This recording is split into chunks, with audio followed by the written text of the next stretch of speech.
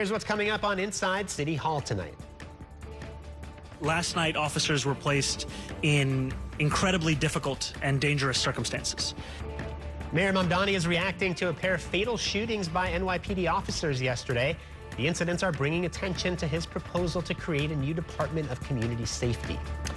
We will bring you the final part of New York One's investigation into how the NYPD has embraced the use of tasers. Tonight, we'll talk about potential alternatives to the weapon. And finally, I'll be joined by Sam Levine, the new commissioner for the city's Department of Consumer and Worker Protection, to talk about the agency's priorities under Mamdani. For the best news, debate, and analysis of New York politics, join us inside City Hall.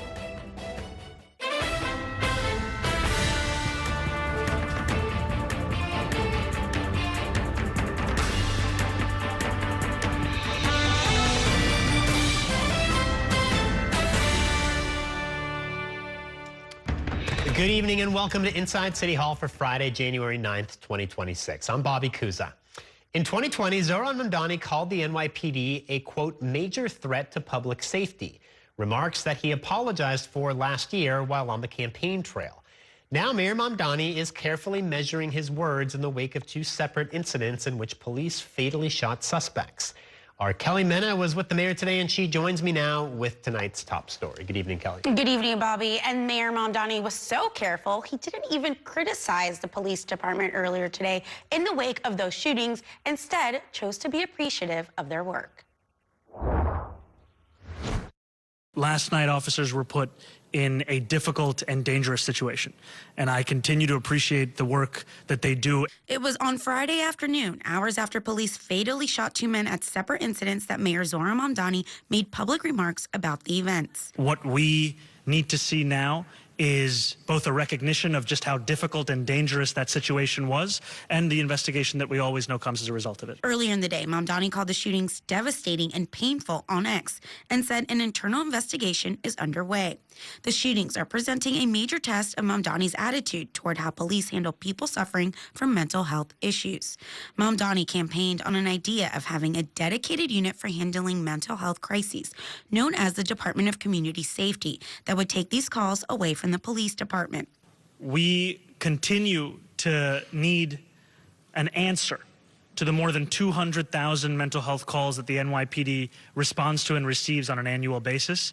And I do continue to believe in the importance of having a mental health unit dedicated specifically to the mental health crisis. Police say the Brooklyn incident involved a man wielding a sharp object and barricading himself in a hospital room after threatening others. Police say the Manhattan incident involved a 37-year-old man who pointed what appeared to be a firearm at police officers. Mamdani refused to say whether the Department of Community Engagement would have responded to Thursday night's incidents. Those are hypotheticals that we will not engage in at this time. Later in the day, the mayor waded into a different political arena. And I need Claire Valdez as a partner in Congress.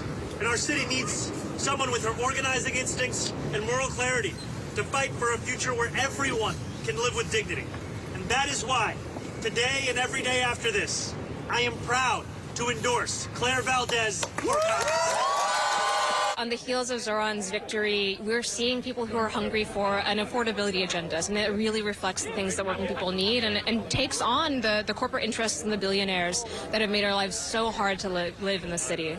Assemblywoman Claire Valdez was elected into office in 2024. She previously was a union organizer with United Auto Workers Local 2110, who also endorsed her Friday. Her opponent in the race is Brooklyn Borough President Antonio Reynoso. Mamdani's endorsement now puts him at odds with the progressive members of his party who have thrown their weight behind Reynoso. I have deep respect for all of our allies, and I'm looking forward to winning a city that we can all afford. And Congresswoman Nydia Velázquez, who is currently in that seat, is not weighing in on the race at this time, Bobby. So, Antonio,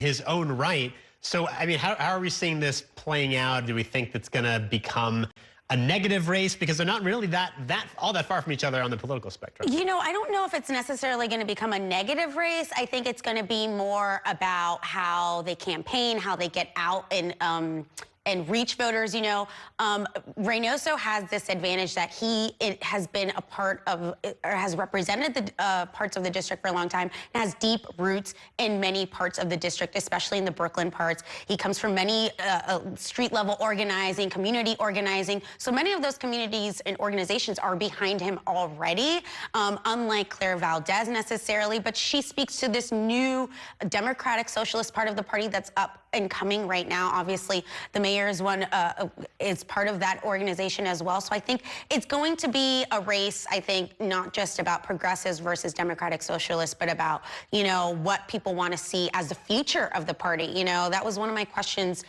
to Claire Valdez today. Does she think that this is going to be a sign of the future of the party? And I think that she shied away from that, but said that it could be a sign of where the party is headed in New York City, at least, in the coming years. All right, Kelly Mena, thank you for that report. Also tonight, Mayor Mamdani made a day one pledge to help tenants in a Brooklyn apartment building and stop their landlord from selling off the property.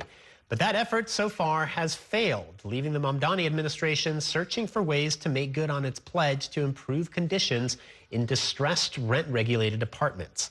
Our Dan Rivley has been following the details of this case, and he joins me now with more on that story. Good evening, Dan. Good evening, Bobby. And not just that one building, but dozens of others that the landlord put up for a fire sale at an auction, and it poses a conundrum for the Mamdani administration that wants to freeze rents, but also acknowledging in court papers that these low rents fail to keep up with big maintenance needs.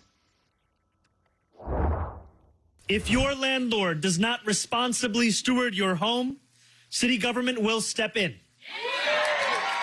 Here's Mayor Mamdani ripping the landlord of this rent-regulated building in bankruptcy and up for auction. Tenants have long complained of shoddy conditions and unanswered calls for repairs. We will be taking action in the bankruptcy case. Mamdani's rebuke of Pinnacle Group and its chief, Joel Wiener, is markedly different than the court filing for the city's unsuccessful attempt to delay Thursday's fire sale auction of about 5,200 apartments in 93 buildings. The winning bid from Summit Properties, $451 million, or roughly $86,000 per unit. The city doubted that, quote, the properties can support the proposed sale price and maintenance needs and costs, given the regulated rents, and that it won't be a supportable business because the current rents are very low averaging. It was quite a contradiction to me. Kenny Burgos runs the New York Apartment Association, a lobbying group for rent-regulated building owners. The Pinnacle auction may portend bigger problems for affordable housing. So if the city is classifying these properties as very low averaging and unable to sustain themselves, then by definition, over 300,000 other rent-stabilized apartments would be even worse conditions than the Pinnacle portfolio right now. Summit Properties' chairman said, we have reached out to the city and look forward to talking with the new administration and residents about our plans to invest in the portfolio and help make New York affordable for everyone. City officials are assessing options. We will continue to fight to ensure any owner of this portfolio makes necessary repairs to bring the buildings up to code and respects the rent stabilization regulations. I am on what is now a 19-month rent strike with many neighbors in my building for repairs. Zara Kaduz, a tenant organizer who lives in a roughly $1,600 a month two-bedroom in a Pinnacle building, had wanted the city to get creative. Work with preservation partners, work with community land trusts, potentially create a new form of city ownership. The city has a lot of different tools at its disposal. There will be a hearing for the bankruptcy judge for an approval. That hearing will take place on Thursday, Bobby. So, Dan, I mean, we've heard the mayor and some of his housing officials obviously talk a lot about helping renters, but also about helping property owners, right, to defray some of their costs. They recognize that push and pull of low rents versus the money needed to make these repairs. So we had Sia Weaver, the newly revived mayor's office to protect tenants, and she also made those issues about lowering, for example, property taxes or insurance costs as a way to make that rent freeze possible. Right. All right, Dan Rivley, thank you for that report. It is time now for a break. Coming up, we will bring you the final part of our exclusive investigation into the NYPD's use of tasers. And we'll tell you about how New York One's reporting sparked a new investigation by the state attorney general. Stay with us.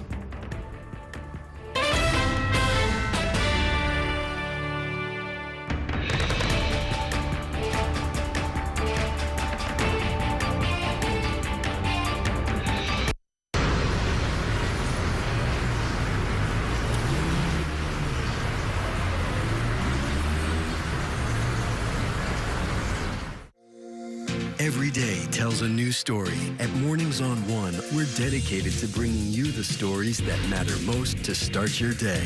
With in-depth coverage of the day's news. I'm Pat Kernan. Here are the stories we're following. And weather updates every 10 minutes. Tomorrow, some morning sunshine possible. Clouds take over. It's our responsibility to get you the information you need before you head out the door. Mornings on One. Weekdays starting at 6 on the Spectrum News app. Free for Spectrum and Xfinity customers. Spectrum TV, isn't that only live TV? No, it's only all my favorite streaming apps with live TV. Okay. It's only all included at no extra cost. And that's the magic of math. Will this be on the test? Sure. Why not?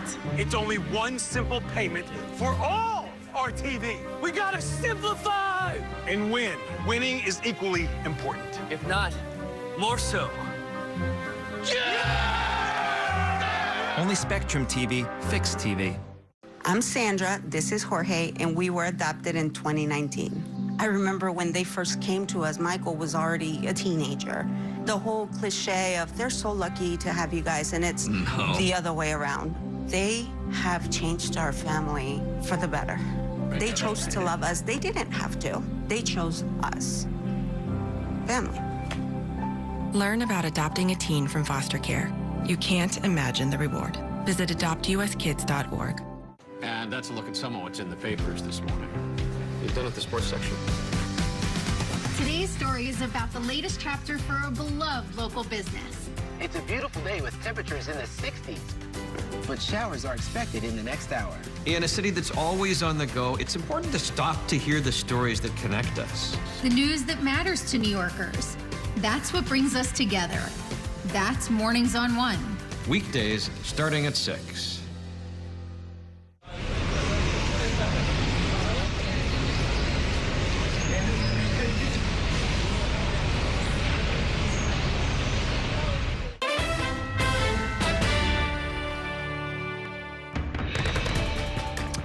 Welcome back to Inside City Hall. We turn now to part 3 of an exclusive New York One investigation. All week, we have been taking an in-depth look at how the NYPD has used tasers over the last decade, tripling the number of times it uses the weapon. Tonight, we bring you the final installment of the series, and our Courtney Gross joins me now with a look at whether there is an alternative to taser use. Good evening, Courtney. Good evening, Bobby. New tasers were marketed as a less lethal alternative to a gun, but the next question is there an alternative to the taser? The answer to that question is a bit unclear. Sir, I need you to stop what you're doing. Stop right there. Wrap, wrap, wrap. A lasso-like device shoots out with a bang. The company's leaders claim it doesn't result in serious injury or death. Nice and tight. It's called BolaWrap. We employ a multi-sensory cognitive disruption. It uses sight, because when it goes off, there's a large, bright flash. Sound, the 154 decibels. And then that tactile sensation of the Kevlar cord hitting your body at about 450 feet per second. If you start to pull... Members of the BolaWrap team gave New York One an exclusive look at how it works. And they claim it's the solution to responding to mental health crises. Put the knives down. Wrap, wrap, wrap. They say it has been tried by police departments across the world. Over 1,000. And I would say 500 are active, and out of that 500, there's 100 that are really active. I'm talking about the most actively used device on their belt, more than a taser, a baton, a gun, or pepper spray. And it's been pitched to the NYPD before. You have it wrapped like this, all of a sudden you're falling down. Your entire mindset is a different mindset. This is a damn good product, man. Then borough president, now former mayor, Eric Adams, pushed the product. Frank Carone, one of his closest aides, had at one point a stake in the company. The NYPD didn't bite.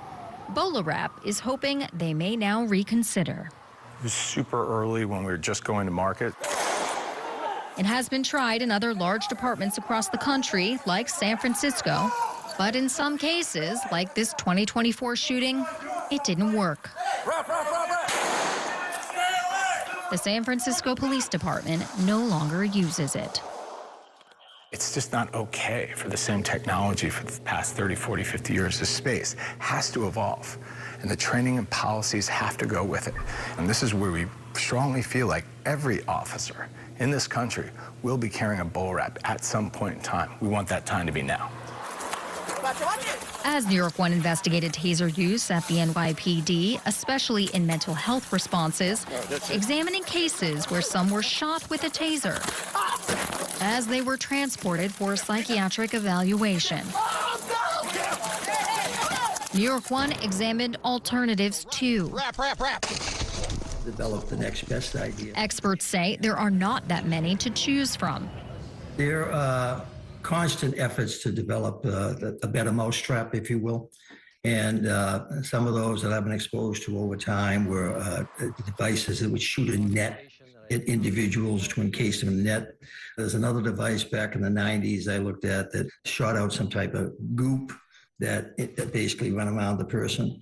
And none of them over time proved to be effective. I'm going to let the commissioner and the officers get back to work. Mayor Zohran Mamdani has promised to get cops out of mental health calls. In order for police officers to be able to do their jobs, we also need to create a Department of Community Safety that will be tasked with those responsibilities. He is planning to start a Department of Community Safety and says he will boost the city's emergency mental health response teams. But details on how that will work so far are slim.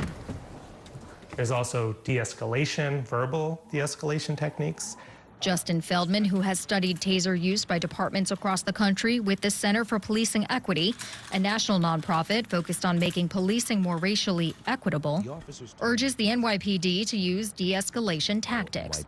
Training the NYPD already conducts, seen in videos obtained by New York One through the Freedom of Information Law. The goals are simple: to protect our officers, the public, and people in crisis. The lives New Yorkers. As the new administration considers how it will direct the next generation of officers at the NYPD, some say there is no clear panacea. But they are hoping for a new approach to tasers. I think if they're used at all, they should be only deployed to a small fraction of officers and should have very tight regulation and oversight. And a spokesperson for the NYPD says the department currently has no plans to use BOLA wrap. And Bobby, we do have an update regarding the previous story that we had last night, part 2 of this story. In fact, the Attorney General, Letitia James, announced today that she will be investigating the death of Adrian Ceballos. We reported on his death last night. He was shot with a taser in 2024 outside of his home in the midst of a schizophrenic episode and later died at the hospital. The NYPD has had an alternative account to what we reported. We reported on that extensively last night, but it sounds like the Attorney General will be investigating this case. It seems hard to believe that with all the technology out there, there is no reasonable alternative to the taser. I mean, you even see when there's a crowd control situation and protesters, you know, whether it's rubber bullets or other types of technologies, but none of that is being considered to be used on individuals when they're in crisis. No, and there was another technology that I came across related to, you know, this big policing conference that held every year, and all of these vendors are out there trying to pitch their products, and they came across this other product that's called the glove, in which you actually put on a glove and it acts similarly to a taser, giving the person an electric shock.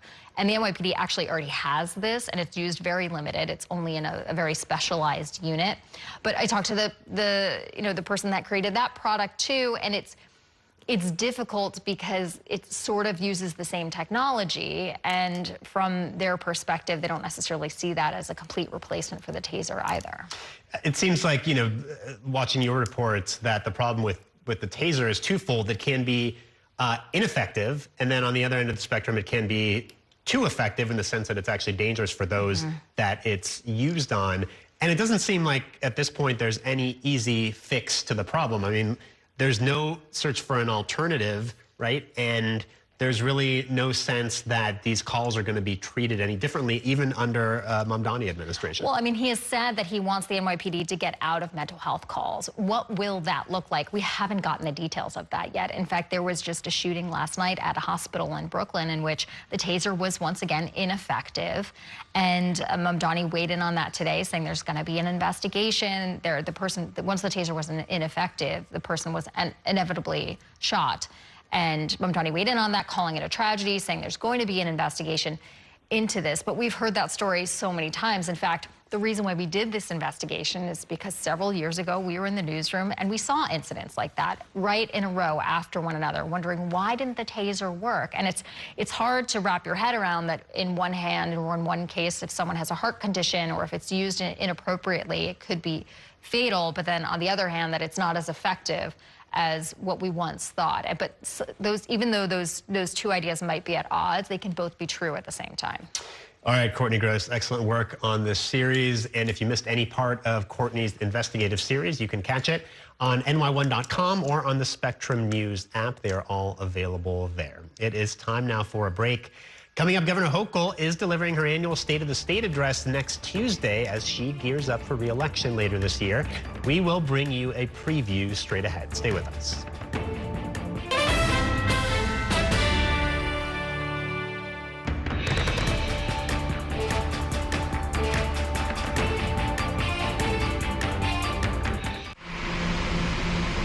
Stand clear of the closing doors, please.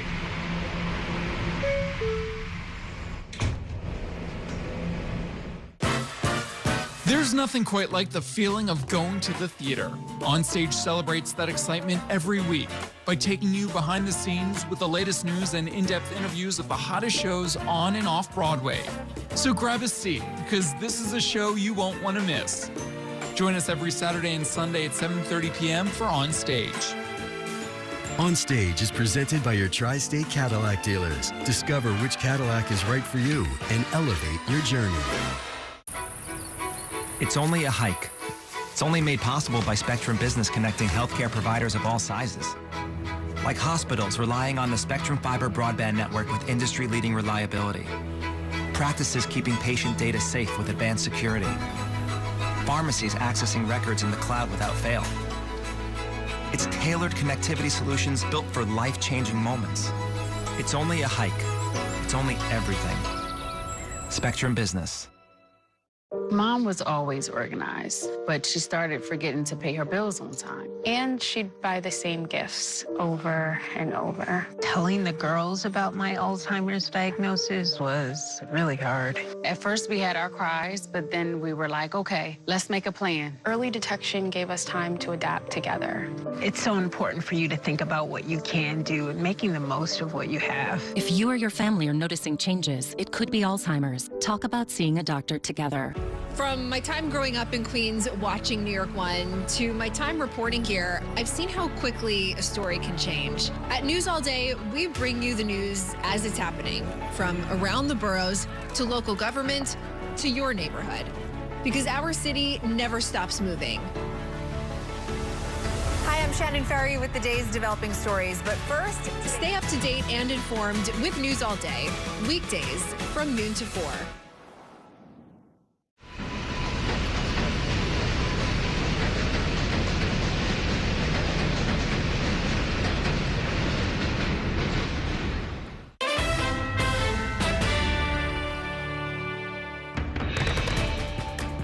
Welcome back to Inside City Hall. With a focus on child care in an election year, Governor Kathy Hochul is poised to deliver her annual State of the State address next Tuesday in Albany.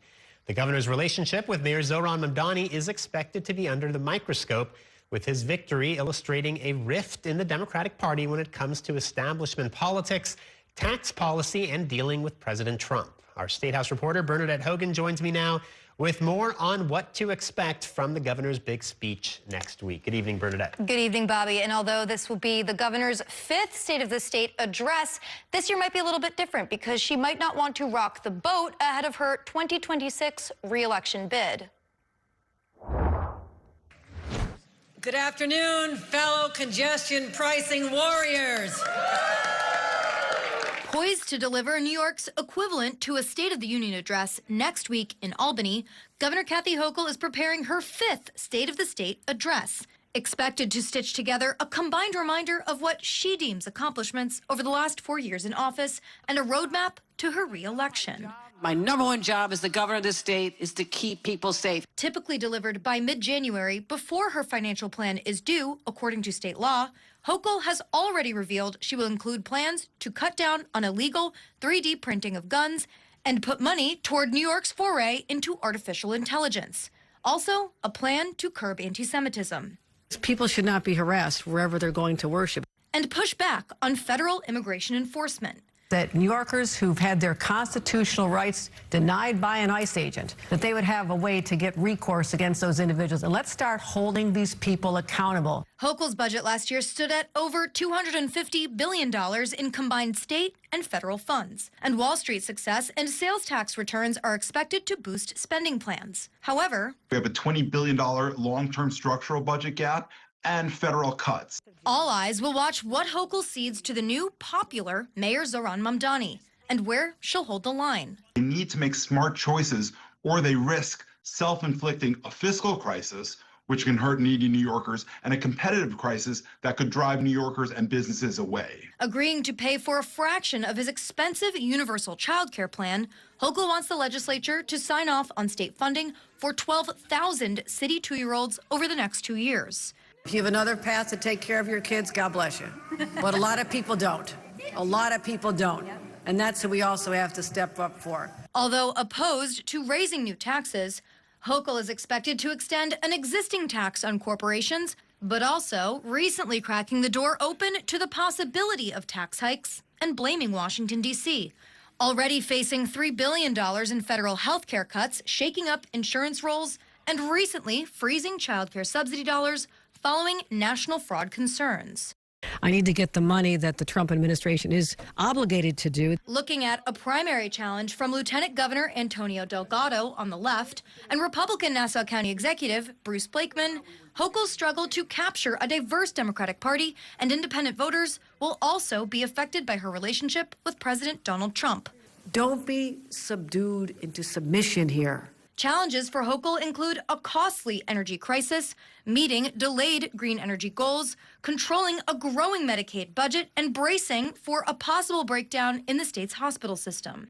And again, going back to the governor's look at running for re-election, Bobby, she's really not trying to do anything too controversial. Just be able to say that the state is in decent financial health, but with some safeguards in place. And then also try to put forward some breadcrumbs for the more controversial policies that she can deal with if she wins re-election and, you know, isn't under the thumb of the voters. One of the big controversial items these last couple of years have had to do with criminal justice reform. Right. Bail reform, raise the age, and there's been a lot of push and pull. Is that something that we're going to revisit this budget season and something we might hear about, or is she going to try to steer clear of some of those more controversial Likely not. So raise the age is something that has come up in recent months. An idea to amend it, partially because the current NYPD Commissioner Jessica Tisch, under former Mayor Eric Adams, was talking quite a bit about reforming that, everything to do with money and then just, again, the way that minors are tried and how essentially it does pose a whole host of issues that she says that cops and then prosecutors have to deal with. The governor probably won't touch that because it's a really big fight with the legislature. The legislature has been loath to go back into those criminal justice fights, everything from discovery reform, which she did just last year, to bail reform. Earlier today, she was out on Long Island, and she did trumpet her ability to amend several times the bail reform laws that were passed back in 2019 under former Governor Cuomo. And it really, she picks and chooses where she'll talk about that success. Obviously, the Long Island crowd, she's going to need more of those moderate voters, and for her to show a strong background that she's had in public safety, as she would like to say. All right, Bernadette Hogan, thank you so much for that report. It is time now for a break. Coming up, Mayor Mamdani signed 2 executive orders earlier this week targeting so-called junk fees and other deceptive business practices. I will be joined by the new commissioner for the city's Department of Consumer and Worker Protection, Sam Levine, next to talk all about it. Stay with us.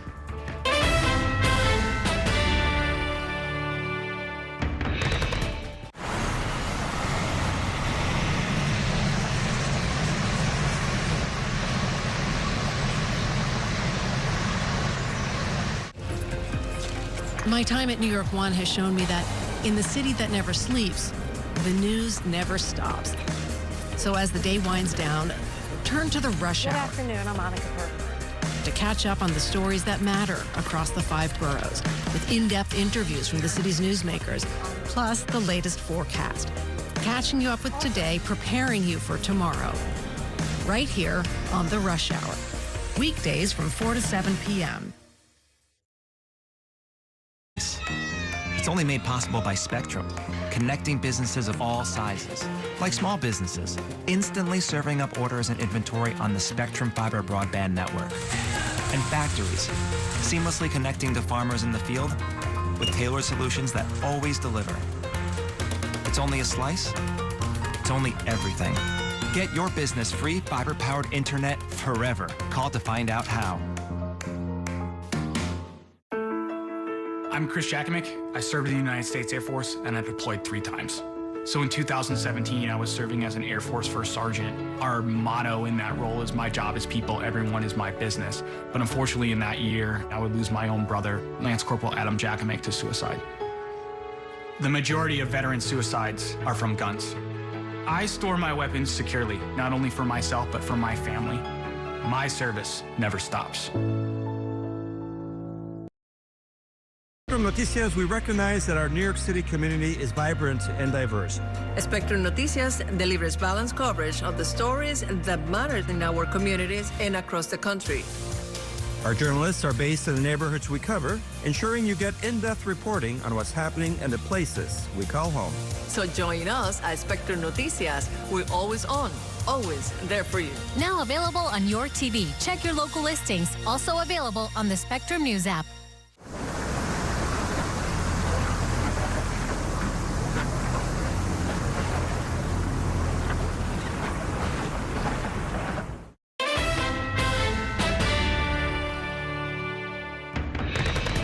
For years, some of the largest corporations in the world have padded their profits by hiding fees and trapping people in subscriptions they do not want.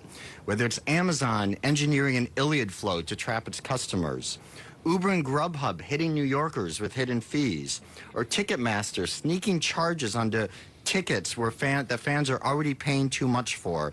Ripping off the people of the city has become a business model for far too many companies. Welcome back to Inside City Hall. That was Sam Levine, the new commissioner for the city's Department of Consumer and Worker Protection. He formerly served as the director of the Federal Trade Commission's Bureau of Consumer Protection. Now he will be tasked with enforcing workplace and consumer safeguards here in the city. Earlier this week, he joined Mayor Mamdani in signing 2 executive orders aiming to protect New Yorkers by cracking down on so-called junk fees and other deceptive business practices. And Commissioner Levine joins me now here in studio to talk about all of that and much more. Welcome to the program. Thank you for joining us. Great to be here. So we'll talk about junk fees, but first, let me ask you how you ended up in this job, because you're not a native New Yorker. You were in D.C. for many years with the FTC. Were you drawn to the Mamdani campaign, or did they, call you up and recruit you? How did this happen? I'll be honest, Bobby, I moved to New York because I wanted to live in New York. I moved here in June. I told my partner this is going to be a little break from government for a little while till we'll see what happens in 2029. But when Mayor Mamdani was elected, I was so excited by his vision, and I jumped at the opportunity to serve the people of New York.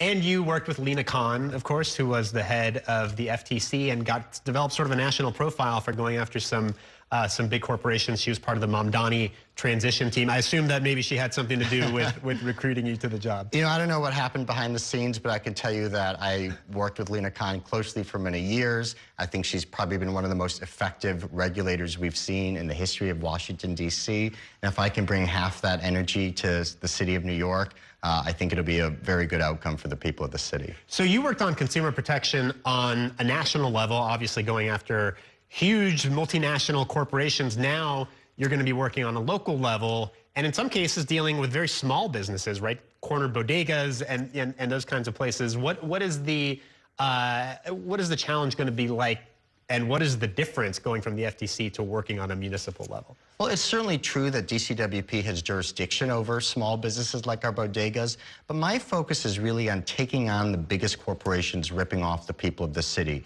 whether it's ripping off the workers who make our city run, the deliveristas who get our food delivered and too often are underpaid or lose their jobs with no due process, renters who are being ripped off with junk fees, consumers being gouged by algorithmic pricing. The same corporations that we sued at the FTC are the corporations ripping off the people of the city, and we need a leader in City Hall, and we have that in Mayor Mamdani, willing to take them on, and I hope that DCWP is going to play a key part in that. Talk about junk fees and these subscription traps. What are some of the most egregious examples? I mean, you mentioned some of them in that soundbite that we heard, and what can the department do to go after the offenders? We see all sorts of junk fees, whether you're buying concert tickets and you suddenly see a processing fee, service fees, pest fees in apartment buildings when the buildings are already supposed to take care of the pests. That's in the law. These are fees that companies hide from people until the last minute, often fees that are illegal in the first place. And one of the things I made clear alongside Mayor Mamdani earlier this week was that these fees are already illegal under New York law. The city of New York prohibits deceptive practices. What we need is a city government willing to enforce the law, willing to take on the biggest corporations of the world if they're ripping off the people of this city, and that's exactly what we're going to do at DCWP. You mentioned Amazon, and you actually mentioned a term that I had to look up because I didn't know what it was, the Amazon Iliad flow. Yeah. That has to do with canceling your Prime subscription, right? How does that work? Yeah, exactly. When I worked for Chair Khan, we sued Amazon for making it deliberately difficult for people to cancel their subscriptions to Prime and actually enrolling people in Prime without their consent.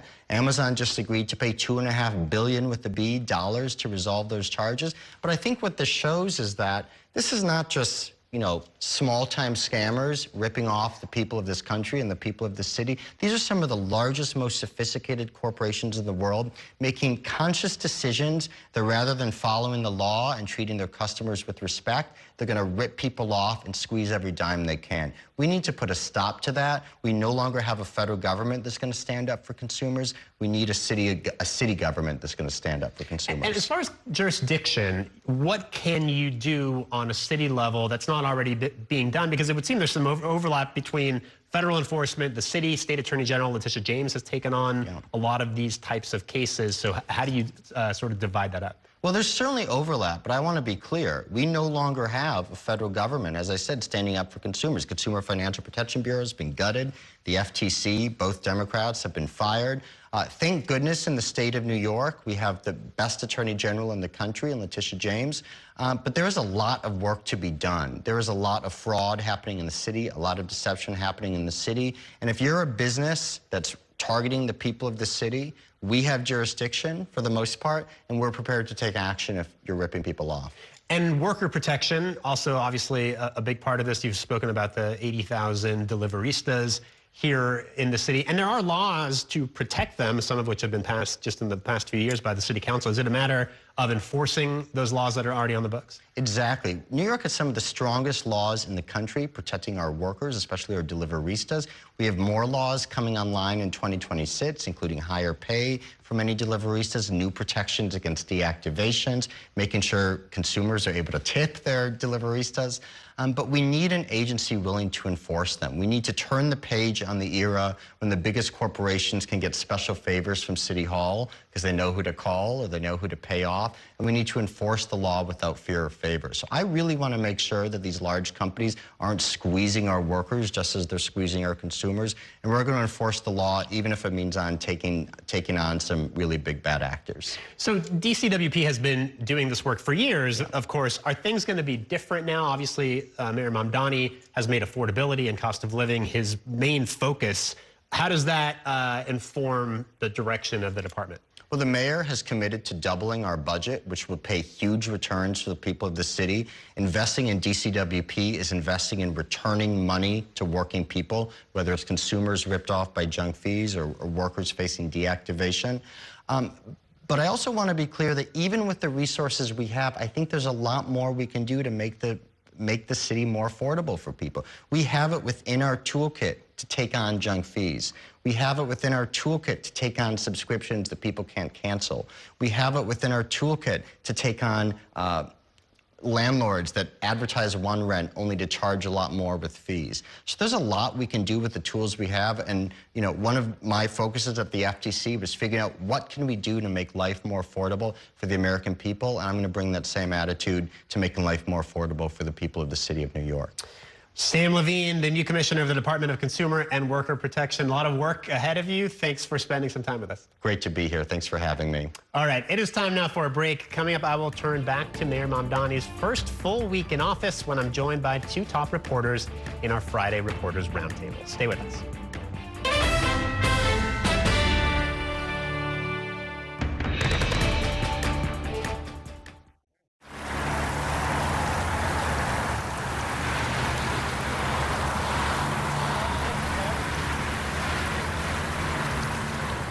After 30 years of forecasting for New York, I've learned it takes a dedicated team to cover all the weather our city has to offer. As chief meteorologist at New York One, I'm honored to be able to help New Yorkers plan their day. Morning, noon, or night, our team is here to bring you accurate forecasts you can count on, from severe weather updates to our Weather on the Ones. Watch the New York One weather experts with your Weather on the Ones on your TV and on the go with the Spectrum News app. Your entertainment the way you want it. With Spectrum TV, all these streaming apps are included at no extra cost. So you can watch anything. Movies, series, sports, reality, news. Here's a look at today's top stories. Exclusive originals. We await your orders. And even more of your favorites with live TV. Stream across your devices and enjoy anywhere. See you later. Get it all with Spectrum TV. I'm an ex-drug dealer, and I'll be your sub today.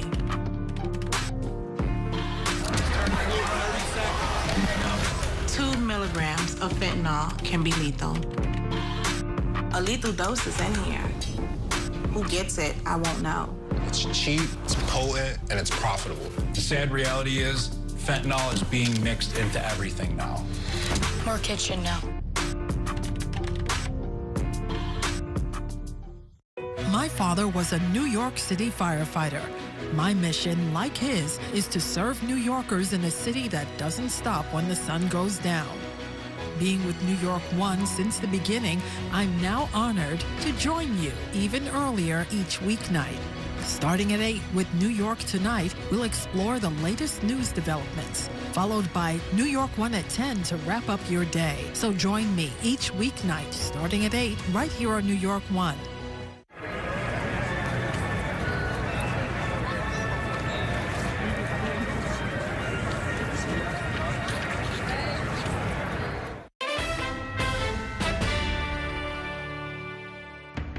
The council has duly elected Councilmember Julie Menon as the Speaker of the City Council. We need to retrospectively take a look back at what happened the last couple of years. I don't think I'm out of my mind. Okay. I think that some of those things are certainly not how I would say things today and are regretful. Ice, get the out of Minneapolis. I have made it clear to everyone within my city government, and that extends to NYPD, that we are going to uphold our sanctuary city policies. What we need right now in Washington, both in terms of standing up to Donald Trump, but also in terms of getting our agenda across the finish line, is we need people who know how to win, who know how to get results. Brad is a friend, he's an ally, he's a partner.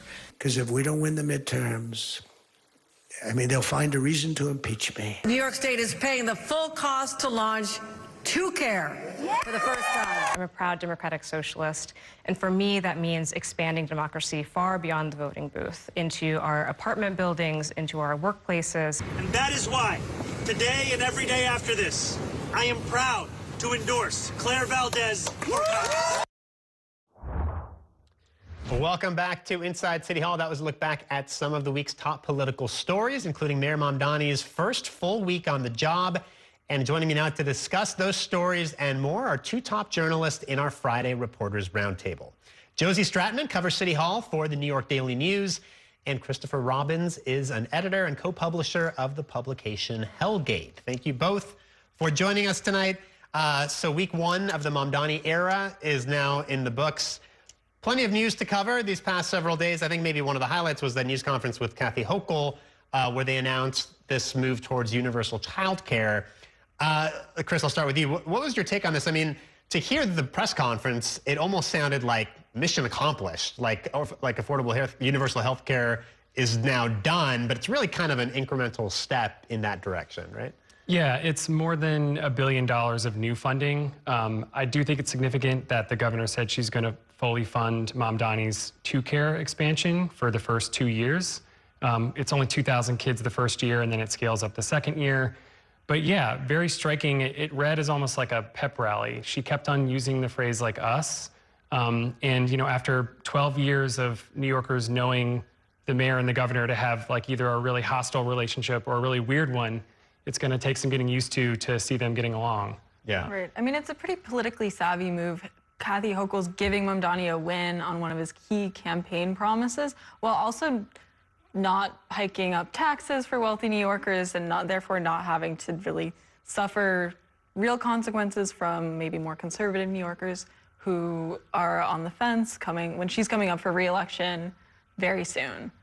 And Hochul appeared with Mamdani, I think 3 times this week. One of them was this crime stats presser at One Police Plaza.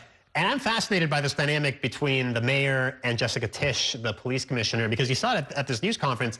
He seems to be giving her wide latitude to run the department as she sees fit, even though they're clearly not aligned on everything when it comes to policing tactics, right? Yeah, I mean, the police commissioner was asked point blank, what is changing now? And she said, nothing. We're doing a great job. Why would we change anything? I think if you're a New Yorker who voted for Mamdani expecting real changes and reforms at the NYPD with respect to the gang database, with respect to the department's position on Raise the Age in Albany, you're disappointed right now. I mean, it's early, but clearly those differences, the mayor is willing to let the police commissioner take the lead. Yeah.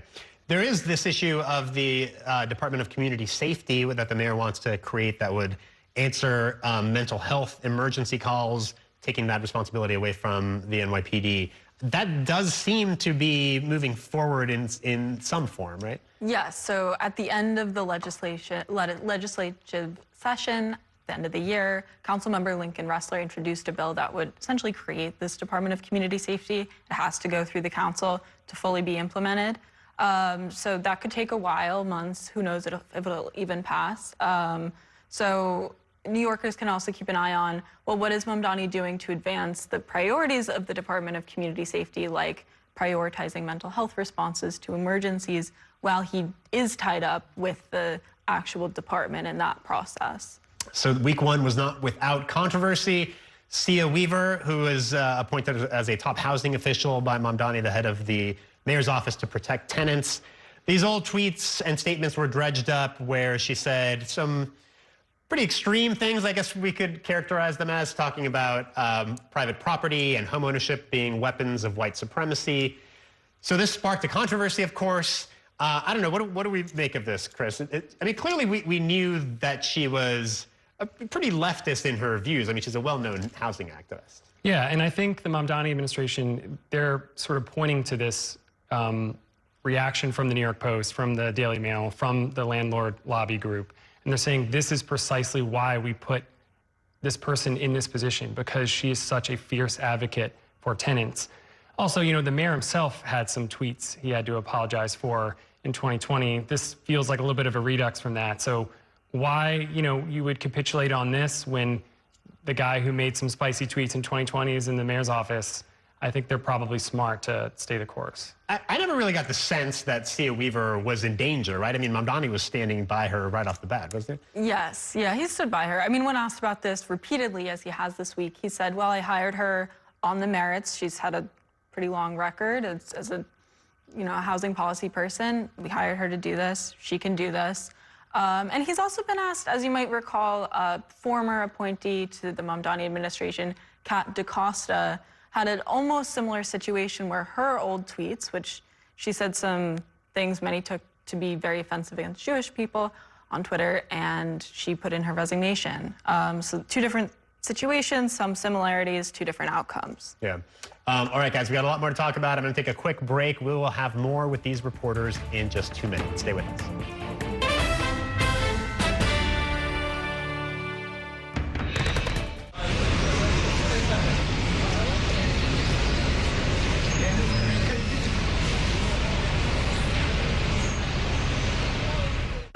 We have so many ways to stay connected.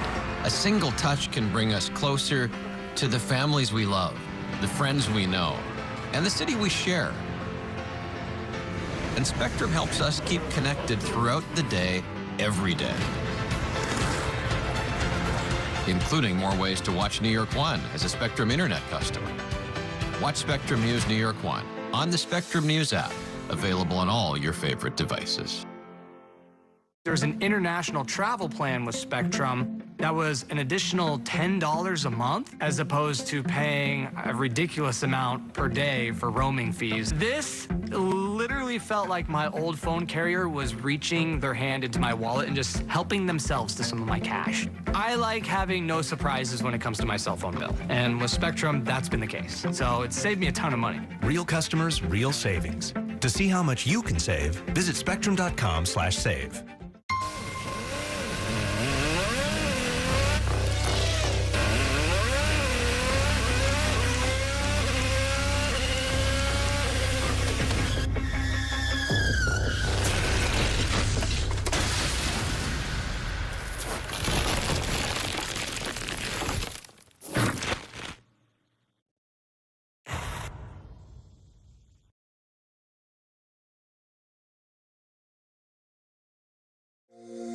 Every day tells a new story. At Mornings on One, we're dedicated to bringing you the stories that matter most to start your day. With in-depth coverage of the day's news. I'm Pat Kernan. Here are the stories we're following. And weather updates every 10 minutes. Tomorrow, some morning sunshine possible. Clouds take over. It's our responsibility to get you the information you need before you head out the door. Mornings on One. Weekdays starting at 6 on the Spectrum News app. Free for Spectrum and Xfinity customers. Stand clear of the closing doors, please.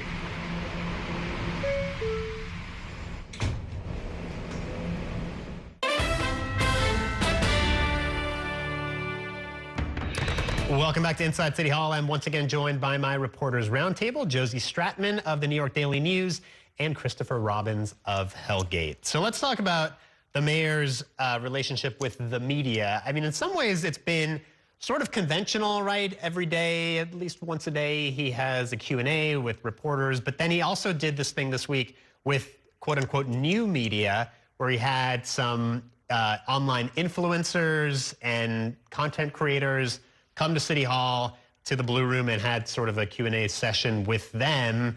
Pretty friendly audience. I mean, we weren't there, but we were able to watch the video, at least, of some of these people asking questions. What do you think?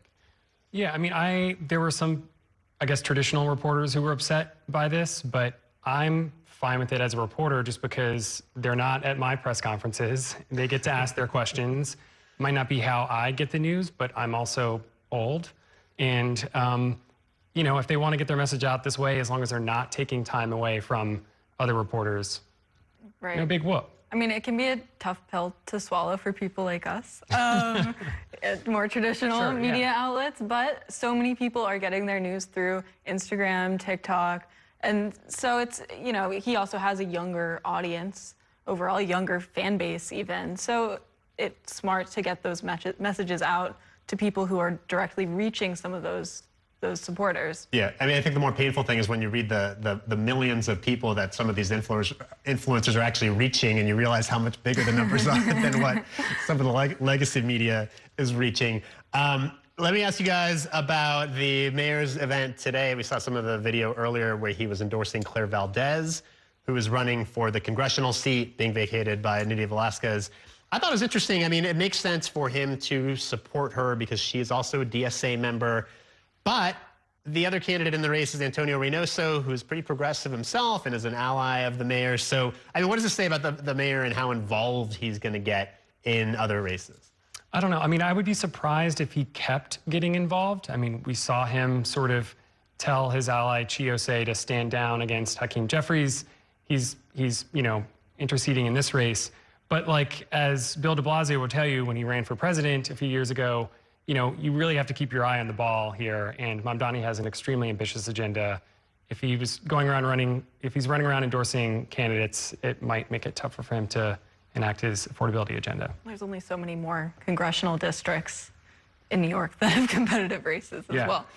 But the DSA, you know, they see this as an opportunity, right, to expand their influence, and with Mamdani being kind of the standard bearer for DSA, I guess it makes sense. Although, you know, as you said, that wasn't the case with Chiose, but here he's clearly made a decision to support somebody who has also supported him. Right. I mean, AOC right now is the only Democratic Socialist representative from New York in the House of Representatives. So it would be a big win for the DSA and other further left people in the political sphere to have another Democratic Socialist in Congress. But it is hard because Claire Valdez is on paper not entirely dissimilar from Antonio Reynoso, so she can't draw a huge contrast. There's no generational difference here. The politics are largely the same. Yeah. All right, just in our last minute or so, let me get you guys quickly your thoughts on Julie Menin, the new Speaker of the City Council, who was elected by her colleagues this week. I mean, are we getting the sense that she's going to be some kind of check on the mayor, or that she's going to be more of a partner? I mean, she seemed to want to emphasize, you know, their areas of commonality. But, I mean, clearly, if you're looking at them on the political spectrum, she is more of a moderate than he is. Yeah, I mean, you look at the district she represents, the Upper East Side, that is Cuomo country, or it was in the general election. So, you know, her own constituents are probably coming up to her saying, you got to check this socialist mayor. Some of the more conservative members of the city council said the same thing after she was sworn in. But you know, I was just struck by how little happened there. The press conference afterwards, she took pains to really not draw too many differences between her and the mayor. So I think they're both trying to play it cool. You know, we're 9 days in. They're both getting their feet wet. I mean, something to keep in mind when as we go further into the speakership of Julie Menin is she's already said she wants to be a more aggressive speaker in many ways than Adrienne Adams. Adrienne Adams, in large part, ran a more restorative city council because they were pushing back against a series of budget cuts from Adams, as well as the migrant crisis, COVID. Julie Menin has gone so far to say she wants to be the first council speaker to use subpoena power to go after bad actors. So she's really indicating, even regardless of Mamdani, that she wants to play a more active role with the council. Yeah. All right, guys, we're going to leave it there. Josie Stratman and Christopher Robbins, thank you both for joining us tonight. And that is going to do it for tonight's show. Stay tuned for another episode of our weekly national political show, The Big Deal with Errol Lewis, at 9 o'clock tonight. Thanks for watching, everybody, and have a great weekend. We will see you the next time on Inside City Hall.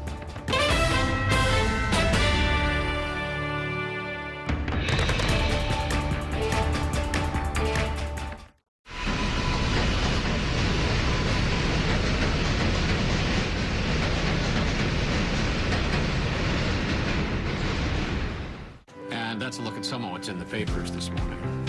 You done with the sports section? Today's story is about the latest chapter for a beloved local business. It's a beautiful day with temperatures in the 60s, but showers are expected in the next hour. In a city that's always on the go, it's important to stop to hear the stories that connect us. The news that matters to New Yorkers. That's what brings us together.